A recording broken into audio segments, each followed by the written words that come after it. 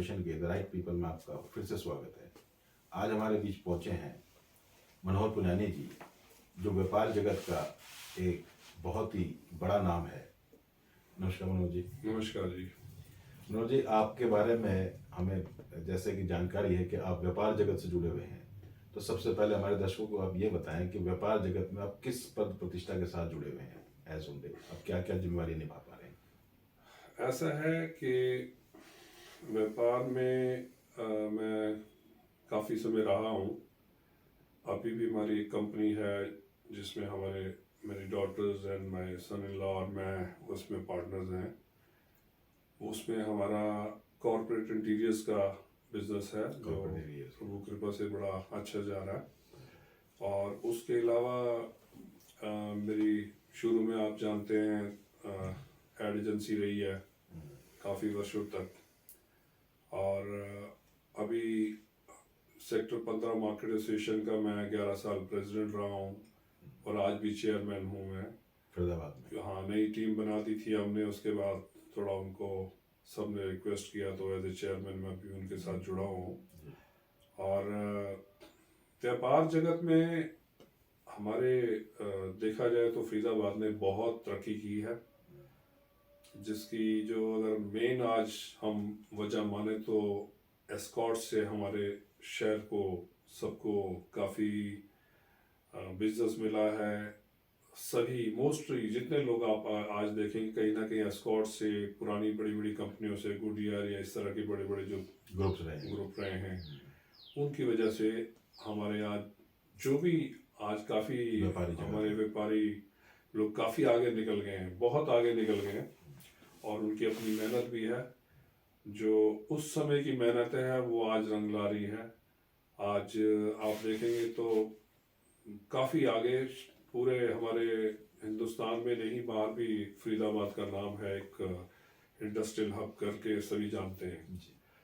और मैं समझता हूँ कि थोड़ी सी कमी कहीं अगर कुछ समय के लिए हमारे सरकारों की रही है जब फरीदाबाद आगे नहीं बढ़ पा रहा था, बट अब मेरे ख्याल से काफ़ी प्रैक्टिकल और बड़े अच्छे कार्य होने लगे हैं, सरकार की तरफ से सपोर्ट मिलने लगी है। पहले तो पावर ही नहीं होती थी, मतलब ऐसे ऐसे मुद्दे थे जिसमें आगे बढ़ना बड़ा मुश्किल था, लेकिन अभी थोड़ा सरकारों का हमारी जो करंट सरकार है या उससे थोड़ा कुछ समय से जो चल रहा है व्यापारिक सुविधाओं, हाँ, तो वो थोड़ा उनको सुविधाएं मिलने लगी हैं। अगर आप पुराने समय में देखें तो मैं इंडस्ट्रियल एरिया में जाता था, सड़कें रोड्स बहुत बुरा हाल होता था। आज थोड़ा काफ़ी सुधार भी हुआ है, तो हर तरह से सपोर्ट सरकार दे रही है, ये मानना पड़ेगा। तो इसलिए व्यापारी आगे बढ़ता है जब पीछे से उनको सपोर्ट मिलती है। दोस्तों, जैसा कि पुनियानी जी ने बताया कि व्यापार जगत में सुविधाओं के अभाव के चलते व्यापार जगत कम और ज़्यादा होता रहता है, और सुविधाएं मिलती रहें तो व्यापार और व्यापारी हमेशा आगे बढ़ता है और समाज और देश की बढ़ोतरी में, उन्नति में अपना सहयोग देता है। मनोज जी, आप हुड्डा मार्केट एसोसिएशन के भी कोई पद प्रतिष्ठा के साथ जुड़े हुए हैं, उसमें क्या? हाँ, मैंने दामाजी बड़े काम किए हैं, बड़े दिल से काम किए हैं। मैं कुछ ऐसे मुद्दे थे जो बहुत छोटे मुद्दे थे सरकार के लिए, और रोज़ हरासमेंट होती थी, चलती आ रही थी, रोज़ परेशान रहते थे हमारे मार्केट के लोग, दुकानदार लोग, शॉपकीपर्स। तो उस पर काफ़ी काम किया मैंने, और पिछले करीब 12 साल से मैं जितनी सरकारें आई हैं सबसे बड़ा लगा रहा हूँ। छोटे छोटे मुद्दे होते थे, कोई डेवलपमेंट नहीं थी, कुछ नहीं था। तो जब मैं एज ए प्रेसिडेंट मैंने 2009-10 में मैंने स्टार्ट किया, तो बहुत मुद्दे पेंडिंग थे। कच्ची पार्किंग थी, वो सब कराए, लाइटें नहीं थी, प्रॉपर लाइटिंग करवाई, सारा कुछ कराया। पार्किंग की समस्या बहुत तब भी थी और आज भी है, क्योंकि इतनी विशाल मार्केट होने के बावजूद हमारे पास पार्किंग की बहुत कमी है। दूसरा, हमारी मार्केट में ही कम्युनिटी सेंटर दोबारा बना है, जिसकी मेरी नज़र में 2 लेवल पार्किंग बनने चाहिए थे, क्योंकि ये चीज़ें बार बार नहीं बनती। पिछले 50 साल के बाद तो ये बना होगा, और उसके 2 लेवल पार्किंग बननी चाहिए थी जो नहीं बनाई गई। ये बहुत बड़ी कमी है। और उसमें जो होने वाले प्रोग्राम्स हैं, जो फंक्शन है, उसका सारा लोड भी मार्केट के ऊपर आ गया पार्किंग का। कुछ मार्केट पे आ गया है, कुछ लोगों के घरों के आगे गाड़ियां खड़ी होती हैं, तो ये हमारे लिए बहुत बड़ी समस्या है। अगर सरकार सोचे अंडरग्राउंड पार्किंग बनाने की तो कुछ हो सकता है, वरना हमारी पार्किंग बहुत शॉर्ट है। और पार्किंग सबसे बड़ी चीज़ है, अगर पार्किंग प्रॉपर मिलेगी तो बिजनेस बढ़ेगा। अब कई लोग आते हैं तो उनको पार्किंग नहीं मिलती, वो वापस चले जाते हैं, इधर उधर चले जाते हैं। तो पार्किंग आज की डेट में बहुत बड़ा मुद्दा है, जो हम काफ़ी सालों से लगे हुए हैं। और किसी तरह से हमने एक गुरुद्वारा कमेटी के सामने पार्किंग खाली करवाई थी रिक्वेस्ट करके, वो हमें मिली थी। वो पता नहीं, अब लगता है कि वापस जा रही है, हमारे हाथ से निकल चुकी है, निकल रही है। तो रिक्वेस्ट है मेरी, अगर आपका ये मैसेज कहीं सरकार तक पहुंचे या हमारे नेता जो हमारे भाई लोग हैं, लीडर्स जिनके पास पावर है, तो वो ज़रूर जनता के लिए सोचें। ये सब कुछ जनता का ही होता है, ये पब्लिक का ही होता है, ठीक है जी।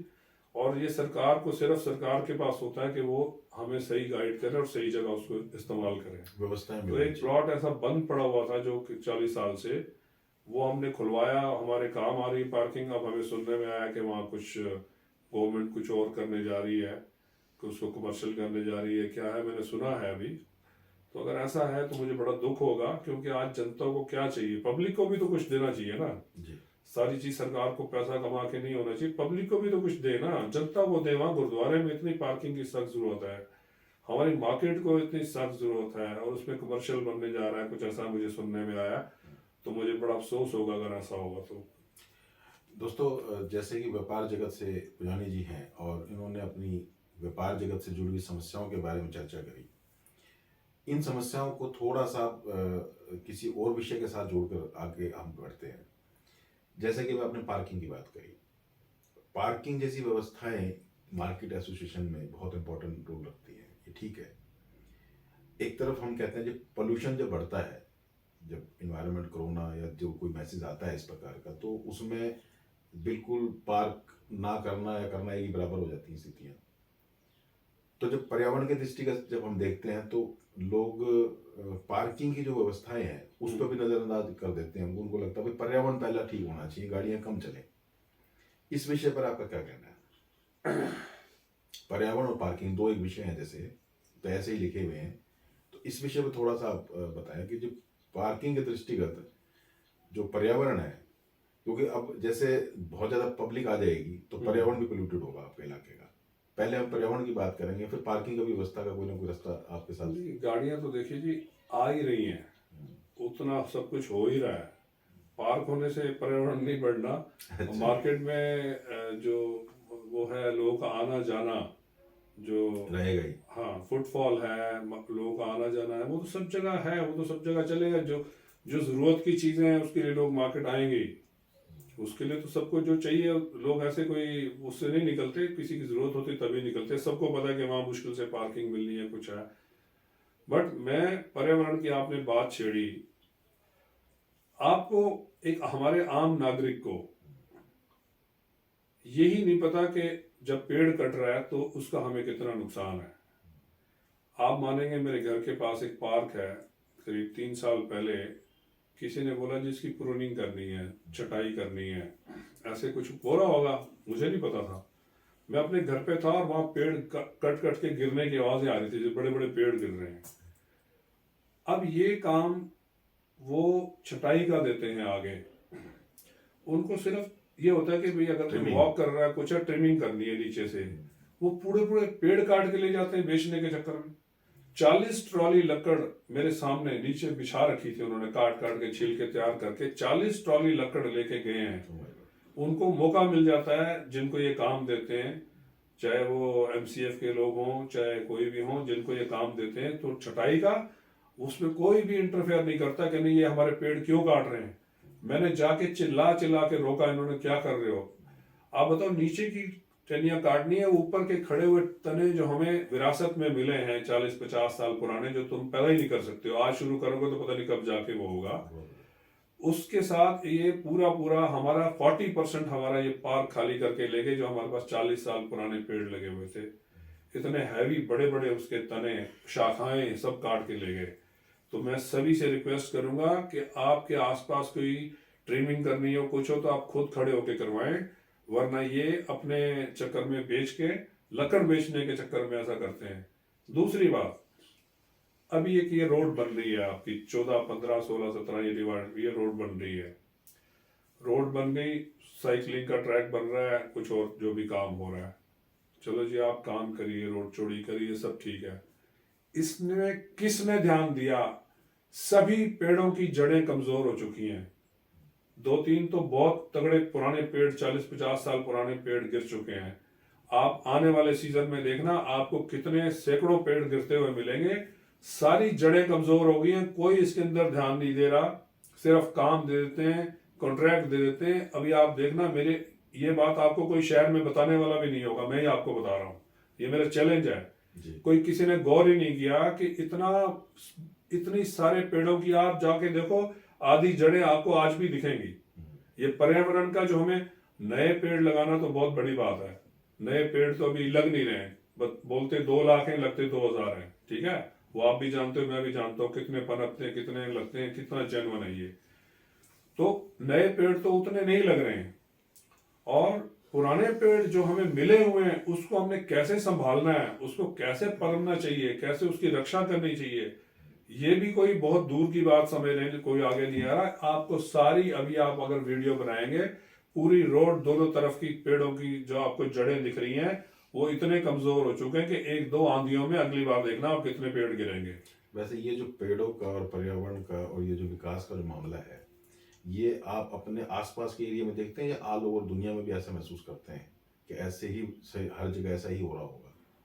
देखिए, मेरा अंदाजा ये है, ये तो क्योंकि एग्जाम्पल हमारा हर नागरिक इस बात को नहीं समझ रहा है, तो ये कई जगह होता होगा, ये नहीं कि मेरे सामने हो रहा है। और ये इसमें लापरवाही, मैं आपको सही मायने में बताऊं तो हमारे ऊपर से शुरुआत होती है, क्योंकि उनको ही सबसे इंस्ट्रक्शन देनी होती है, भैया जो काम कर रहे हो ऐसा नहीं होना चाहिए, वैसा नहीं होना चाहिए। काम देने के बाद कोई देख रेख नहीं है कि वो काम ठीक कर रहे हैं गलत कर रहे हैं। ये जो साइड में हम ड्रेनेज के लिए सिस्टम बनता है, कितना पैसा लगता है उसके ऊपर, ठीक है, वो आप जाएंगे, वो बनने तक ही सारा भर चुका होता है, मिट्टी का, रोड़ों का भरा पड़ा होगा, आप देखो, उसको चेक करो, ये कोई इस पे गौर नहीं कर रहा।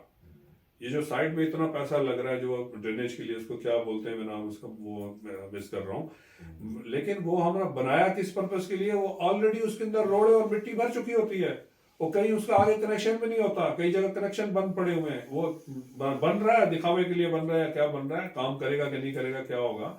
तो ये बहुत सारी चीजें हैं जिससे देख के बड़ा दुख होता है। ये हमारा अपना है सब कुछ, ये हमारा अपना हर चीज, हम दुनिया भर के सब लोग टैक्स देते हैं, उसी से सारी चीजें बनती हैं, होती हैं। अच्छा है, डेवलपमेंट चाहिए, डेवलपमेंट करनी चाहिए, सब कुछ ठीक है, लेकिन पर्यावरण को देखते हुए आप जो ऑलरेडी हमें मिला हुआ है, विरासत में मिला हुआ है, उसको इग्नोर करके और हम डेवलपमेंट करें, मैं इस चीज को नहीं मानता। बहुत सुंदर। दोस्तों, अभी पुजानी जी ने बड़ी गहरी बात हमारे साथ साझा करी कि डेवलपमेंट के नाम पर जो विरासत में मिली हुई, जो पर्यावरण के दृष्टिगत हमें जो चीज़ें हैं, जैसे बड़े बड़े पेड़ पौधे हैं, पुराने समय की जो प्रकृति के संसाधन हैं, उनको नजरअंदाज नहीं किया जा सकता। अगर ऐसा हम कर पाते हैं, ऐसा गलती से, जाने अनजाने, एक निजी स्वार्थों के या किन्हीं भी कारणों से कर पाते हैं, तो उसका खामियाजा भी शायद हमें भुगतना पड़ सकता है। हमें हमारे बच्चों को भुगतना पड़ेगा, हमें भुगतना पड़ेगा, हमारे बच्चों को भुगतना पड़ेगा। अमेरिका, कनाडा में जाता रहता हूँ, साल में एक बार तो मेरा पक्का ही है, मैं और कंट्रीज में जाता हूँ। वहां पर एक आदमी के ऊपर हजारों पेड़ है, एक आदमी के ऊपर हजारों पेड़, और यहाँ मुझे लगता नहीं कि एक आदमी के ऊपर एक पेड़ भी होगा, जहां तक मैं ज्यादातर हमारे शहरों के आसपास की बात कर रहा हूँ। तो इतना ऑलरेडी हम पीछे चल रहे हैं, ऑलरेडी हम नुकसान में चल रहे हैं। हमारे यहाँ जितना पोल्यूशन होता है, बिना कुछ किए आप जरा बाहर थोड़ी देर निकल जाओ, आपको खांसी जुकाम ऐसी प्रॉब्लम आजकल कितना फैली हुई है, कितना आ रहा है। तो मैं तो बड़े, मतलब मैं भावुक होके कह रहा हूँ कि ये छोटा मुद्दा नहीं है, ये छोटी बात नहीं है। पर्यावरण के लिए हमारे ऊपर से हमारे भाई लोग हैं, सभी हम जिनको हम चुनते हैं, आगे लाते हैं, सचमुच का ध्यान दें पर्यावरण के ऊपर, सच्चा ध्यान दें कि ये आज हमारे सबके आगे बच्चों ने झेलना है। विकास के नाम पर, जो डेवलपमेंट के नाम पर जो चीज़ें होती हैं, निश्चित तौर पर सुविधाओं को जुटाने के लिए होती हैं, इसमें कोई शक नहीं है। और उसको होना भी चाहिए, क्योंकि जैसे जैसे तादाद भीड़ बढ़ती है वैसे वैसे उनकी सुविधाएं भी चाहिए। यहाँ तक तो ठीक है, लेकिन जब उसकी आड़ में या उसकी अवज में अगर हमें कोई ऐसी चीज़ खोनी पड़ती है जिसको पर्यावरण के दृष्टिगत कभी भी पूरा नहीं किया जा सकता, तो उस पर ध्यान देने की ज़रूरत है, ये कहना है। जानी जी, इसका कोई संकल्प लिया जा सकता है, इसका कोई तौर तरीका भी है कैसे इसको ठीक किया जा सकता है? भाई देखिए, डेवलपमेंट तो होगी ही होगी, क्योंकि आबादी बढ़ रही है। आबादी के दृष्टिगत जब डेवलपमेंट होती है तो ये काम तो उसका बाई प्रोडक्ट है ही है। अब उसका कोई ऐसा तरीका है कि भाई इसको ठीक किया जा सके साथ के साथ, या कोई तौर तरीका आपकी नज़रों में, कोई आइडिया, कोई ऐसा कोई उपाय? देखिए, सरकार अगर पहले जैसे शुरुआत सरकार करे, कुछ संस्थाएं करें और कुछ सख्त कानून हो इन चीज़ों के ऊपर। मतलब देखो, सरकार तो बड़े हल्के में पेड़ काट जाती है। जी। मतलब सरकार के पास पावर है, कई कई इसमें बच भी सकते हैं। मतलब जितने अभी ये पीछे बाईपास रोड भी बनी है, बहुत पेड़ कटे हैं, बहुत ज़्यादा पेड़ कटे हैं।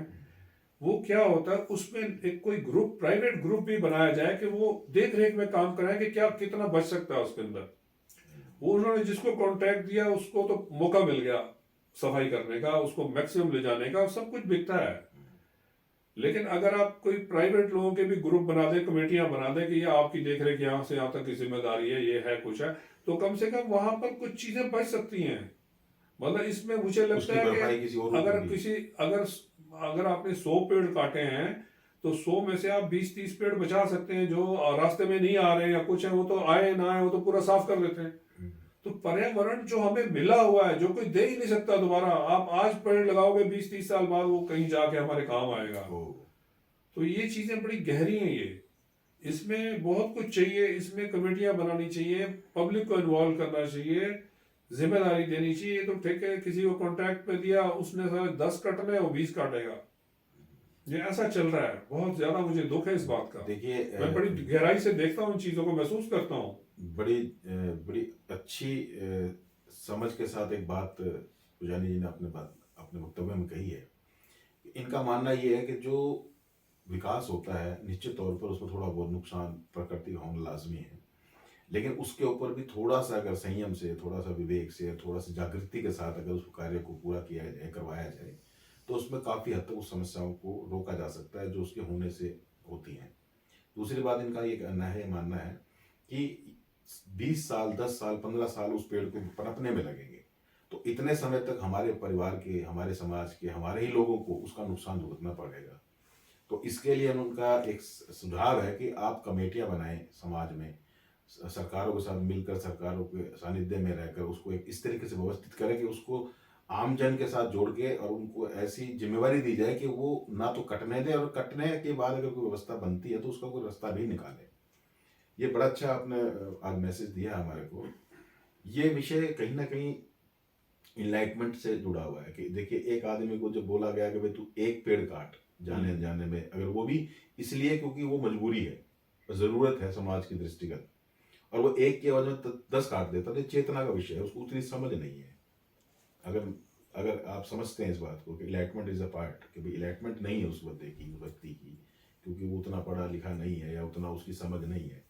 इलाइटमेंट को लेकर व्यापार जो है, जो इलाइटमेंट का जो विषय है, जो कि हमारा जो इलाइटमेंट वर्ल्ड रिसर्च फाउंडेशन है, वो इलाइटमेंट और इन्वायरमेंट दो पे विशेष तौर पर कार्य करता है। तो व्यापारी जगत जो है, व्यापार का जो बहुत बड़ा जो ग्रुप है दुनिया का या समाज का या हमारे आस पड़ोस का, उसकी जो इलाइटमेंट है, उसकी जो चेतना है, अगर ध्यान से देखा जाए तो जब वो व्यापार करता है तो निश्चित तौर पर उससे प्रकृति का नुकसान होता है। अगर पार्किंग में गाड़ी खड़ी है तो उतना नुकसान नहीं करेगी, लेकिन अगर वो चलेगी तो निश्चित तौर पर नुकसान करेगी। और चलाने के लिए व्यापार जगत चलाता है, उसको बनाता है, किसी न किसी रूप में आती हैं वो चीज़ें। तो उसके लिए व्यापार जगत को क्या कोई अपील, कोई ऐसा कोई तरीका आपकी तरफ से, जैसा आपने बताया, ऐसा कोई तरीका निकल सकता है कि उनको उसकी कोई भरपाई करने में वो हेल्पफुल हो सके? देखिए, आज क्योंकि चेतना का विषय है, वो भगवान ने उनको चेतना दे रखी है पैसा कमाने की, तभी वो लोगों की रोजी रोटी को जुगाड़ कर पाते हैं उनके लिए व्यापारी जगत की गतिविधियों के माध्यम से। देखिए, मैं अभी 3 हफ्ते पहले ही अमेरिका और कनाडा से होके आया हूँ, और वहाँ पर अब लगभग काफ़ी हद तक इलेक्ट्रिक कार्स चल रही हैं, बैटरी वाली कारें चल रही हैं। तो वहाँ जो है वो टाइम टू टाइम देखते हैं किस चीज़ को हमने क्या बढ़ाना है, क्या उस पर ध्यान देना किस चीज़ है। को बढ़ावा दिया जाना है। और आज मेरे ख्याल हमारे इंडिया में भी ये अवेयरनेस चल रही है, हमारी सरकारें सब्सिडी भी दे रही हैं बैटरी की कारों के ऊपर। बिल्कुल। तो मुझे लगता है कि कुछ इस चीज़ से काफ़ी फर्क पड़ेगा और ज़्यादातर लोगों की सेविंग भी होगी, फ्यूल की भी होगी, पर्यावरण पे फर्क पड़ेगा, पोल्यूशन वगैरह नहीं होगा, कम होगा। तो ये चीज़ें धीरे धीरे आ रही हैं और मुझे लगता है कि अगले 2-3 साल में काफ़ी संख्या में आ जाएंगी।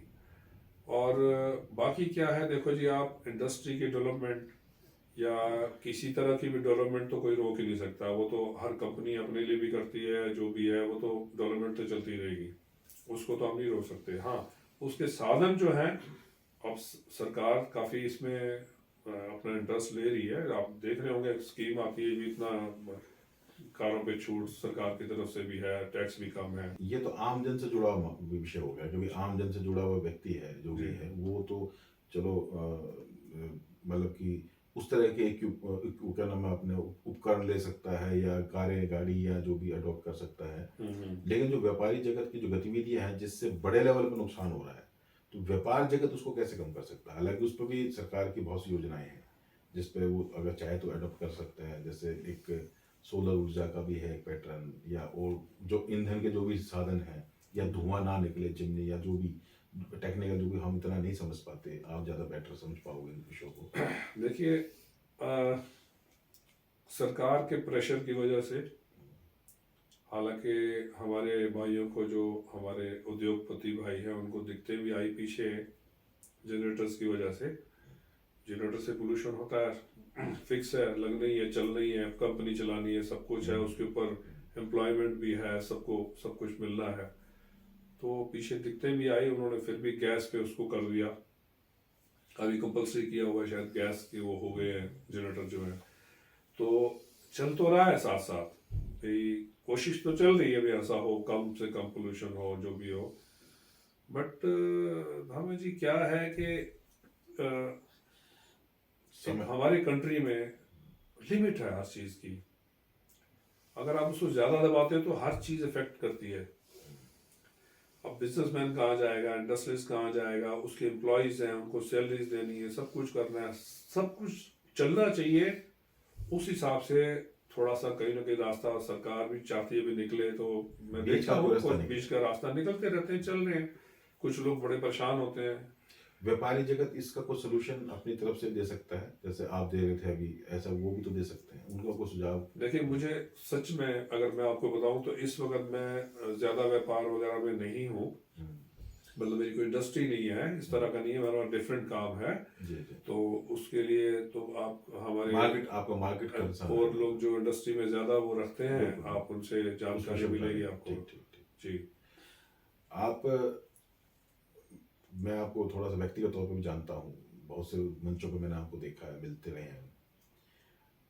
इलाइटमेंट में आपकी थोड़ी रुचि रही है, आप उन लोगों के बीच रहते हैं जब कोई धार्मिक या कोई सांस्कृतिक या कोई भी इस प्रकार के जो स्पिरिचुअल जो कार्यक्रम होते हैं उसमें आप रहते हैं। और एक तरफ आप भौतिक जगत में भी बहुत टॉप पे रहते हैं, अध्यात्म और भौतिक दोनों में। और आपकी जो पर्सनैलिटी है वो भी अपने आप में बड़ी दमदार है। तो ये दोनों चीज कैसे मैनेज कर लेते हैं आप एक टाइम में।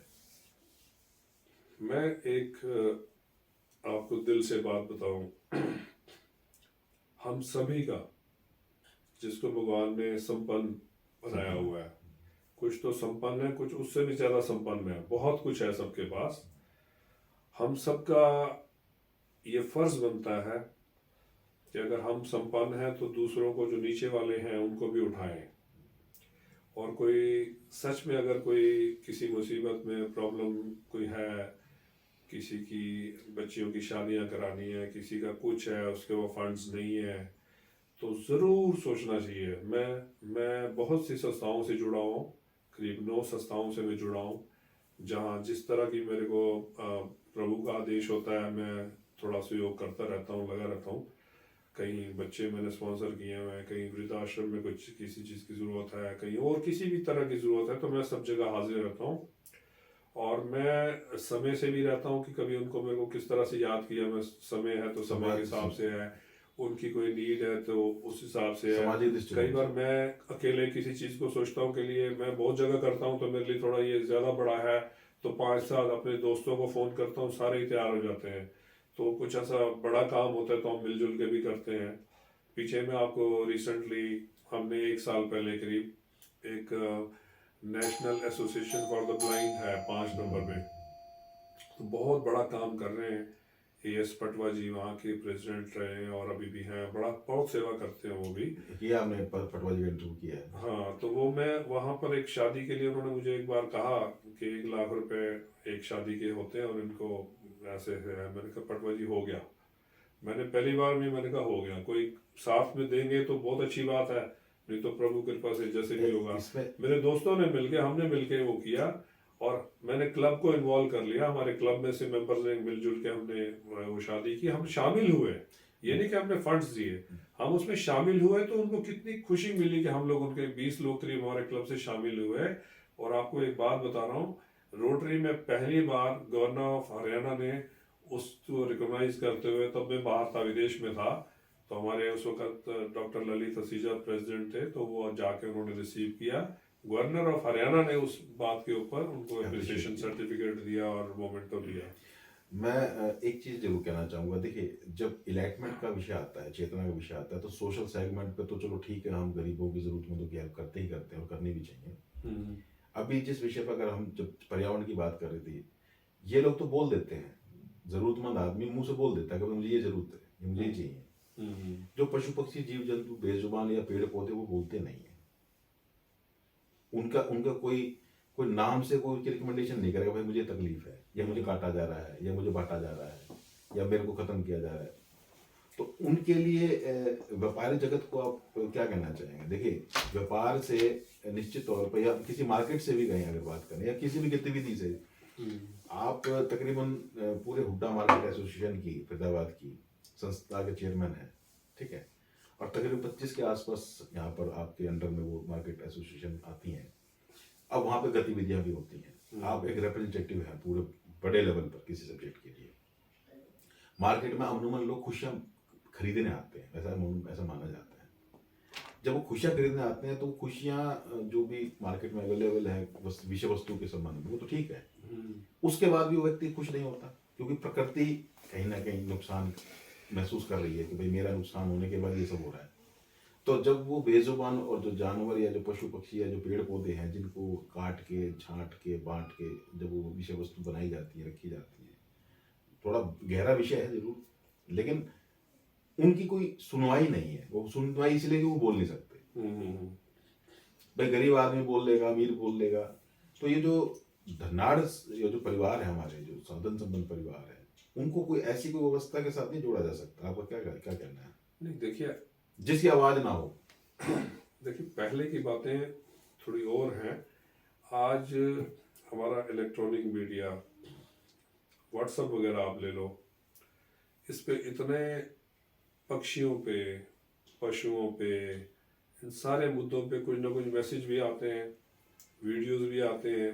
थोड़ा लोग अवेयरनेस मतलब हुई है, लोगों के दिमाग में आया है, तो लोग अपने छत पे उनके लिए वो डालना, पानी रखना, दाना डालना, ये सारी चीज़ें थोड़ी बढ़ गई हैं, काफ़ी हद तक बढ़ गई हैं। हर बंदे ने महसूस किया कि ये ज़रूरी है, तो ज़्यादातर लोग अपने छत पे जाके या कहीं ऐसी जगह पे पानी भी रखते हैं और इनके लिए दाना भी डालते हैं। एक तो ये, दूसरा एक समय था जब मोबाइल नए नए आए थे, तब आपने देखा होगा कई वर्षों तक पक्षी गायब हो गए थे, क्योंकि उस रेस में वो टिके नहीं पाते थे, तो गायब हो गए थे। आज मतलब कुछ सालों से अभी पक्षी वापस दोबारा आ गए हैं, सब चल रहा है। बाकी कोई कमी मुझे लगता नहीं कोई ऐसी है, सबको सब चल रहा है। थोड़ा और ये है कि मैं फिर एक बार आपके चैनल के थ्रू मैं ये कहना चाहूँगा कि हम सभी का ये फर्ज है कि हम, जैसे पर्यावरण के बारे में भी बात हो रही है और गरीब लोगों के बारे में बात हो रही है, संस्थाओं के बारे में हो रही है, तो पक्षियों के ऊपर जरूर होनी चाहिए, पशुओं के ऊपर जरूर होनी चाहिए। एक छोटा सा एग्जांपल देना चाहूँगा, आपके साथ साझा करना चाहूँगा। हमने बहुत से लोगों से चर्चा करी विषयों पर जी, और वो प्रयास भी करते हैं अपने स्तरों पर। ठीक है, सोशल मीडिया का जमाना, उस पर मैसेज आ जाते हैं, वो प्रैक्टिकल करने की जब बात आती है तो मसलन जैसे बंदर है, जब बंदर को अगर आप अमूमन देखो तो चाहे मार्केट हो, चाहे वो रेजिडेंशियल एरिया हो, चाहे वो कहीं का भी एरिया हो, वो जी। अमूमन वहाँ घूमते मिलते हैं। अब वहाँ पर उनको मिलता कुछ नहीं है खाने पीने को। अगर वो नहीं खाने पीने मिलते तो वो फिर तोड़ फोड़ की छोटी मोटी कर लेते हैं, नुकसान होने लगता है उनसे। उनका कोई व्यवस्था नहीं है।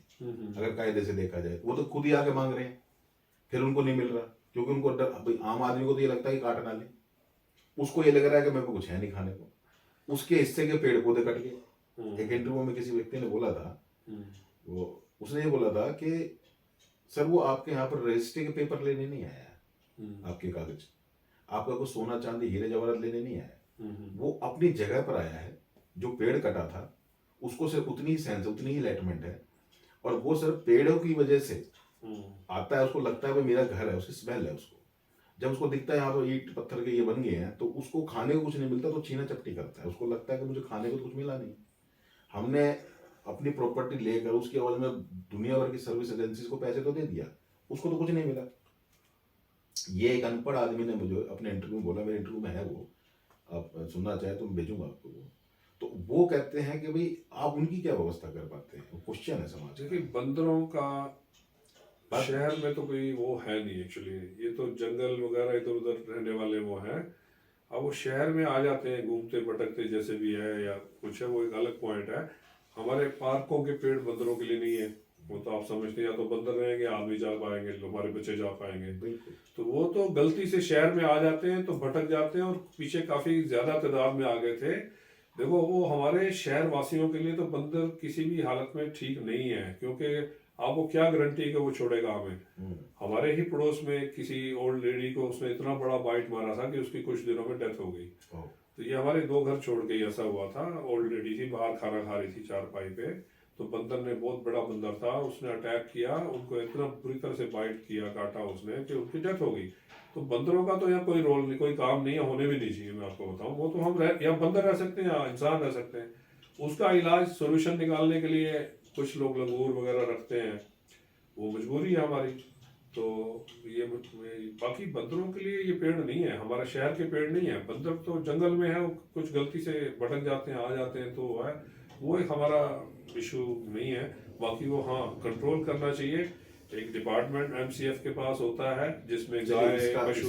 इसका मैं आपको एक छोटा सा हाँ। समस्या है, और इसको हम भी महसूस करते हैं, और क्योंकि हम भी रेजिडेंशियल एरिया में रह रहे हैं, हर आदमी रह रहा है, उसको ये व्यवस्था, और आपको नोटिस करा, मुझे भी काट चुका है एक बार बंदा। तो मैंने उसको देखा भी है, महसूस भी किया है तकलीफ को, उसकी भी तकलीफ को भी देखा है, अपनी को भी देखा है, क्योंकि मुझे 5 टीके लगे और वो चलता बना। लेकिन आपने भी बताया कि लेकिन फिर भी इसके बावजूद भी, क्योंकि वो कंक्रीट के जंगल उसकी जगह हम बना देते हैं और उनके जंगल चले जाते हैं, तो उसका एक प्रोजेक्ट है हमारा जिसका नाम है मंकी प्लेनेट। निकट भविष्य में मैं साथियों के साथ गुजारिश करूंगा और पुजानी जी से भी अपील करूंगा कि हम उसकी समस्या का समाधान लेकर आपके साथ आएंगे, जरूर और उसमें आप अपना सहभागी बने और आप ही संभाले। नहीं, बिल्कुल ठीक बात है। बट क्योंकि आज मेरे अपने घर में कम से कम टोटल मिला के पिछले 15 साल के अंदर 8-10 बार बंदर आके फ्रिज खोल के सामान ले जा चुका है, या वैसे डर भी लगता है कि फिर जब वो आ जाए तो हमारा राज नहीं चलता, उसमें हमारा कुछ नहीं चलता, फिर उनके सीरियस विषय है, थोड़ा सा मालिक इसलिए बताया जा रहा है ताकि आप बहुत ज्यादा सीरियस ना हो जाए, घबराए ना। इसकी व्यवस्था के लिए हमने एक छोटा सा प्रोजेक्ट लॉन्च करना चाहा है, जिसका नाम आप लोगों से भी गुजारिश है, मंकी प्लेनेट। मंकी प्लेनेट का कॉन्सेप्ट सिर्फ इतना है कि आप किसी जगह को, जंगल शहर से बाहर की किसी जगह को आप मंकी प्लेनेट घोषित कर दें, छोटी सी जगह को, उसमें झूले वगैरह या कोई भी ऐसी व्यवस्था कर दें, अमूमन रस्से वस्से लगा दें ताकि वो खेलते कूदते रहें, और वहाँ पर मीडिया के माध्यम से आप वहाँ पर उनके खाने पीने की व्यवस्था वहीं कर दें, चाहे मंगलवार को कर दें चाहे शनिवार को कर दें, जो भी धर्म की आस्था है उससे जोड़ दें, या उसको डेली पिकनिक सपोर्ट के हिसाब से जोड़ दें। ये एक प्रोजेक्ट है हमारा। वो लंबा चौड़ा खर्चा नहीं आता, उसमें 5-7 लाख रुपए किसी का लगेगा, कोई स्पॉन्सर कर देगा, हो जाएगा, कोई बड़ा काम नहीं है। तो उसमें क्या होगा कि उनको खाने की व्यवस्था मिलेगी, और आपको उनकी जो अवस्थाएं हैं जिनकी वजह से आपको अवस्थित हो जाते हैं, परेशान हो जाते हैं, आपसे उसकी बचाव हो गया। तो इस प्रकार के मंकी प्लांट हमारा एक प्रोजेक्ट है, उसमें हम चाहेंगे कि बहुत लोग ऐसे हैं हमारे अपने ही आसपास हैं जो जंगलों में यहाँ जाके गाड़ियां भर भर के हमको केले भी बांट के आते हैं, करते हैं लोग जितना कर सकते हैं। दिल्ली के लोग भी करते हैं, हमारे इधर इस तरफ हमारे कोरोना में काफी लोगों ने किया है। तो ऐसा चलता रहता है। बट शहर के अंदर दोनों चीजें नहीं चल सकती, बड़ा मुश्किल है। कहीं बाहर आसपास के जंगलों की बात हो हाँ, रही है, वहाँ शहर के करें। अंदर तो होना भी नहीं चाहिए। हाँ, यहाँ पॉसिबल नहीं है, क्योंकि बच्चे सब कब कब अटैक कर दे, कब आ जाए, पता नहीं चलता इनका। इसकी इसकी हम भी कोई संतुति नहीं देते कि भाई शहर में बच्चे हैं, परिवार हैं, तो उनकी सुरक्षा का भी मामला है, तो सुरक्षा के दृष्टिगत उसको ध्यान रखना ही जरूरी है। हमारे elite and world research foundation के माध्यम से आपको पब्लिक में कोई पर्यावरण और इन्वायरमेंट और इलाइटमेंट को कोई अपना को मैसेज देना चाहिए। मैंने आपसे जैसा भी पूछा था कि आप दोनों को बैलेंस कैसे रखते हैं, अभी तक उसको मेरे को वो नहीं मिला। हाँ, ये बात आपकी सही है। दोनों पे बड़ी अच्छी रुचि देखी है मैंने आप। देखिए, मैं सच में बोल रहा हूँ ये बात, मतलब ऐसा नहीं है। मैं तय दिल से, मतलब दिल से, अंदरूनी दिल से, अंतरात्मा से मैं एक सेवक हूँ। मतलब जैसे कोई भी मेरे कान में कोई किसी का मुद्दा या कोई बात आती है, तो मैं ये नहीं कहता कि मैंने सुनी नहीं है, इग्नोर कर दूँ, मैं कर नहीं सकता। मेरे पास बहुत लोग ऐसे डायरेक्ट आते हैं जिनकी कोई ना कोई समस्या किसी भी तरह की होती है। तो मैं ये मानता हूँ, मैं प्रभु को मानता हूँ, बहुत ज़्यादा मानता हूँ। प्रभु ने मुझे पहले ही कॉन्टैक्ट्स, पहले ही सिस्टम दे रखे हैं कि ये बंदा आएगा तो मैं किससे बात करूंगा तो उसका काम हो जाएगा, ये आएगा तो कैसे काम हो जाएगा। अगर वो किसी पैसों से काम होना है तो मेरे को कुछ भी होगा, व्यवस्था मैं रुकता नहीं हूँ। मैं अपने आप को रोकता नहीं हूँ कि यार मेरा ऐसे खर्चा हो जाएगा, ये मैं कुछ नहीं सोचता। जब मेरे को किसी का कोई काम करना होता है तो मैं उसमें इतना ज़्यादा वो हो जाता हूँ कि यार ये तो कैसे होगा ये। और कुछ ऐसे किस्से आए हैं जो मुझे कई बार मेरे को सारी रात नींद नहीं आती। हमारे एक बोलना पड़ रहा है वैसे, मैं आपको, आपने बोला तो मैं बता रहा हूँ, जो कि एक धोबी है बेचारा, मेरा भी नहीं है, हमारे पड़ोस में आता जाता रहता, मुझे सिर्फ नमस्ते करता था प्यार से। उसकी बेटी आज 9 दिन से, कोई 16 साल की बच्ची है, कोई उसको ले गया और वो आज तक नहीं मिल रही है, और पुलिस की तरफ से एफर्ट्स नहीं हो रहे पूरी तरह जो होने चाहिए। मैंने 3 दिन से मैं भी लगा पड़ा हूँ उसके साथ। मुझे रात को नींद नहीं आती कि उस बच्ची के साथ क्या हो रहा होगा। संवेदनाएं, मतलब वो बच्ची को क्या, आज हम रोज किस्से सुन रहे हैं, न्यूज़पेपर में, टीवी में, सब जगह हम देख रहे हैं, किस्से देख रहे हैं, इतना कुछ देख रहे हैं। मैं इमेजिन करता हूँ ये जो बाद में ये काट देते हैं, मार देते हैं, कर देते हैं ना, इसमें कहीं ना कहीं, क्योंकि वो पेरेंट्स भाग रहे हैं, पुलिस के पास जा रहे हैं, आ रहे हैं दिन रात, और रात भर सो नहीं पा रहे हैं, उनकी कोई सुनवाई ही नहीं है। ऐसे गरीब लोगों की कोई सुनवाई नहीं है ही नहीं है।